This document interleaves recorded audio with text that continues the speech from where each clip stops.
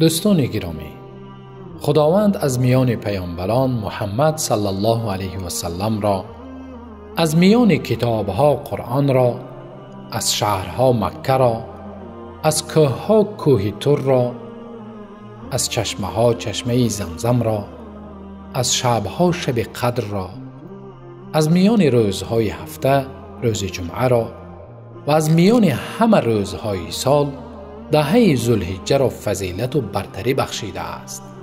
در عرف روزگار چنین عادت است که اگر دانشجوی در امتحان دانشگاه نتواند کامیاب گردد، برای او فرصت دیگری داده می شود تا بار دیگر برای به کامیابی رسیدن سعی و تلاش نماید.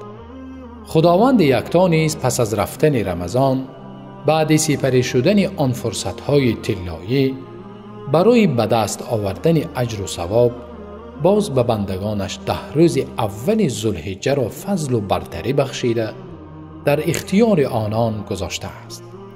اجر و ثواب را به مراتب‌های زیاد بیشتر نموده است تا هر بنده‌ای که به کامیابی رسیدن می‌خواهد بار دیگر فرصت تازه‌ای داشته باشد. دوستان گرامی، ذوالحجه در سال شماری هجری قمری آخرین ماه سال بوده 10 روز اول آن بزرگترین روزهای سال محسوب است. در بیان فضیلت این 10 روز در قرآن و احادیث آیت و حدیث های وارد شده است. آنگونه که در علم قرآن شناسی معروف است، خداوند در قرآن تنها به چیزهای بزرگ و دارای مقام و منزلت سوگند یاد می کند. خداوند در آغاز سوره فجر به این 10 روز قسم یاد نموده فرموده است: والفجر ولیال عشر، سوگند به صبحدم و سوگند به شبهای 10گانه. از صحابه بزرگوار عبدالله ابن عباس روایت است که گفتند منظور از شبهای 10گانه در این سوره دهه ذوالحجه است.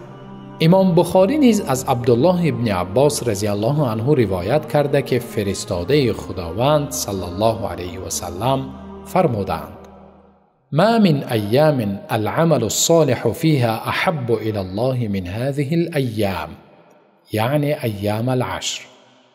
رواه البخاری. هیچ روز سال در بزرگی به 10 ذوالحجه برابر نیست و عملهای نیک در این 10 روز نزد خداوند چنان محبوبیت خاصه دارند که در دیگر روزهای سال چنین نیست. روایت امام بخاری. از عبدالله ابن عمر رضی الله عنه نیز روایت است که پیامبر صلی الله علیه و سلم فرمودند: ما من ایام اعظم عند الله ولا احب الیه من العمل فيهن من هذه الأيام العشر فأكثروا فيهن من التهليل والتكبير والتحميد. رواه احمد. فضیلت هیچ روز از روزهای سال برابر به 10 ذوالحجه نیست. عملهای صالح این دهه در نزد خدا از همه عملها دیده محبوب ترند. بنابراین در این روزها شما تهلیل یعنی لا اله الا الله، تکبیر یعنی الله اکبر و حمد یعنی الحمدلله را زیاد گویید. روایت امام احمد.